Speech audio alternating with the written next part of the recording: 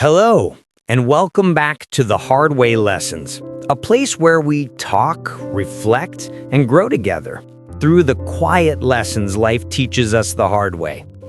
Here, we don't rush to be perfect. We slow down to listen, to understand, and to feel. Because sometimes the most painful truths are the ones that bring us closest to who we really are. In today's episode, we'll dive into a feeling that's hard to explain, but quietly shapes so many of us. That strange loneliness of having no close friends, and the deeper ache of not being truly known. This isn't just about solitude, it's about self-perception, trust, and the invisible wall between you and the world. So take a breath, let the noise around you fade away, and let's walk through this together. There's a kind of pain that doesn't shout. It doesn't break down doors or scream for attention. It just lingers, quietly. It lives in the pauses between conversations. It hides in the way you smile at a mirror, not because you're happy, but because you've learned to look okay.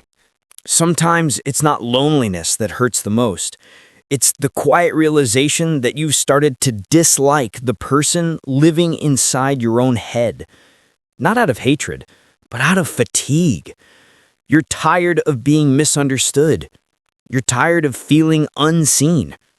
And somewhere along the line, you stopped believing that you were worth seeing at all.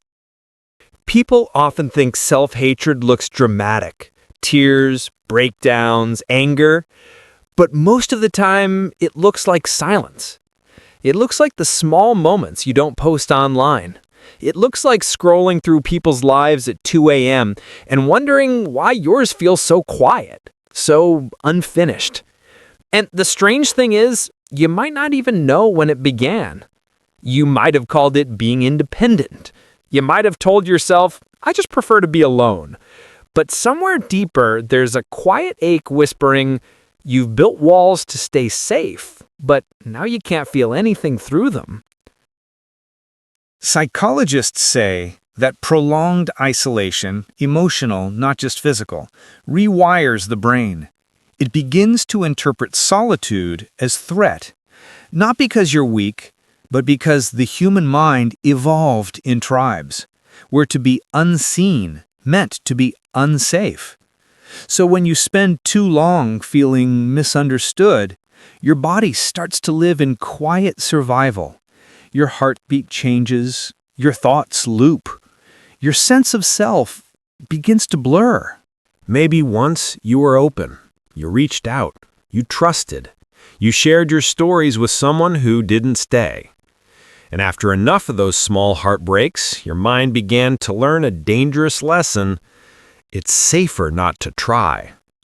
That's how self-hatred often starts, not with rejection from others, but with the internalization of that rejection. You begin to believe that every silence is proof you're unworthy. You start editing yourself, speaking less, feeling less, expecting less. And then one day, you wake up realizing that the person you've become isn't you. It's a version of you designed to survive disappointment. Here's something psychology teaches us. The human self-image isn't built in isolation. It's built in reflection. We discover who we are through the mirror of others, through laughter, through understanding, through being seen. When that mirror disappears, when no one truly reflects you back, your mind starts to wonder if you exist at all.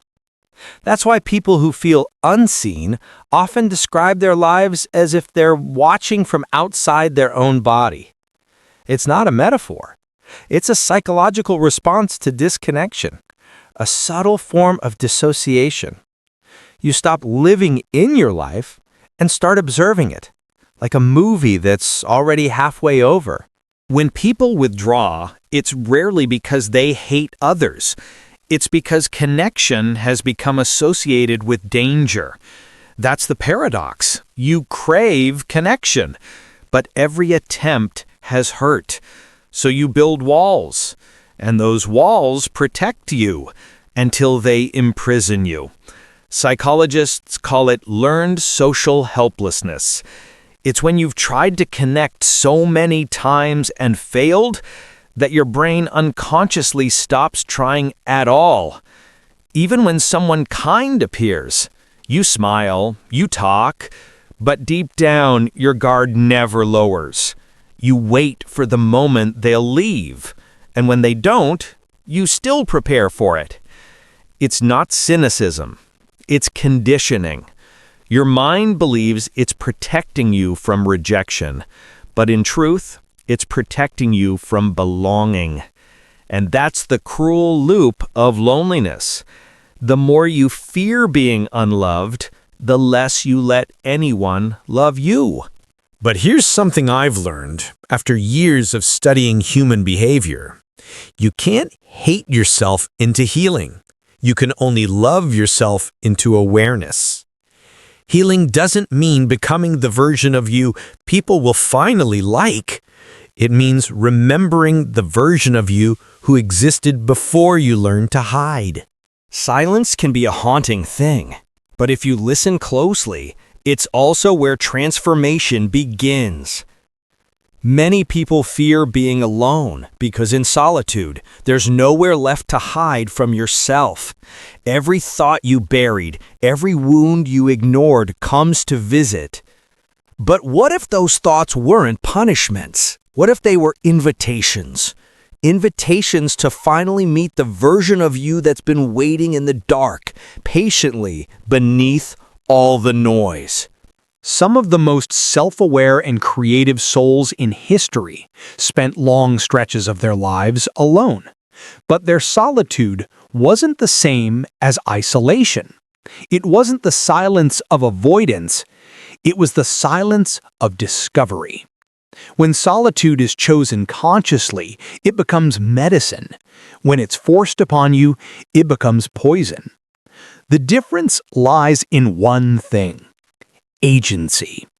If you decide, I will sit with myself and understand, then every quiet night becomes a classroom. But if you say, no one wants me anyway, then every night becomes a cell.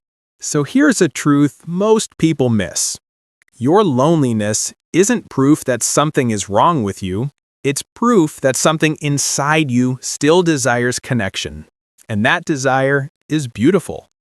The ache you feel when you're unseen isn't weakness. It's your heart reminding you that you were built for warmth. But warmth, like sunlight, doesn't come to those who hide from the window. To love yourself again, you must first let the light in, even if it hurts your eyes at first. In psychology, there's a concept called reassociation. It's the process of reteaching your brain that connection can be safe again.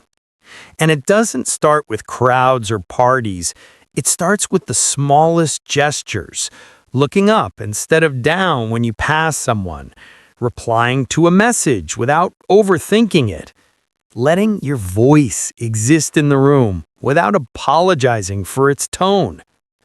Every act of self-expression is an act of reclaiming your humanity, because the goal isn't to be impressive, it's to be real.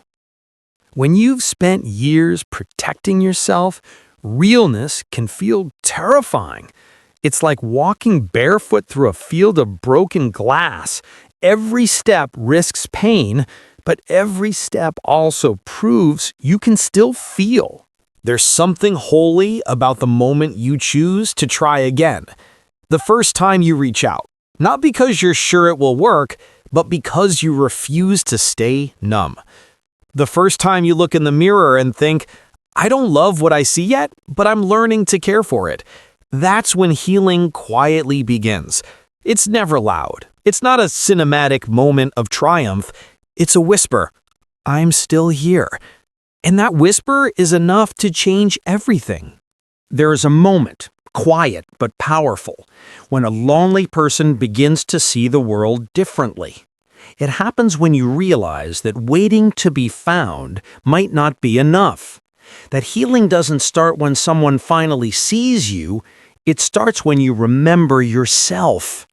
You see, friendship, real friendship, can only exist where self-trust already lives.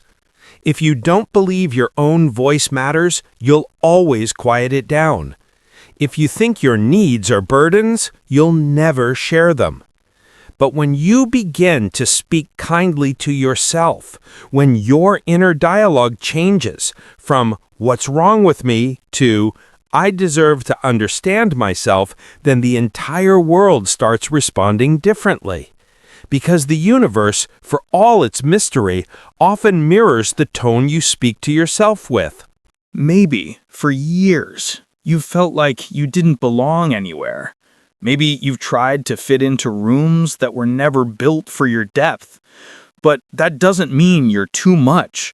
It means you're deep water in a world full of shallow waves. And deep water always looks still on the surface. But underneath, there's movement, life, and incredible strength. So when you meet someone who looks into your eyes and sees that stillness, you'll recognize them instantly. It won't be dramatic, it won't even need words. It'll feel like a quiet exhale, a gentle, "You too? I thought I was the only one." That moment, that mutual understanding, is what real connection is made of. Not constant conversation, not endless texting, but shared presence. The kind of presence that doesn't fill silence with noise, but makes silence feel safe. If you've lived too long in loneliness, remember, you are not broken. You are becoming. Every quiet night you've survived was teaching you how to listen to yourself, to the world, to subtlety.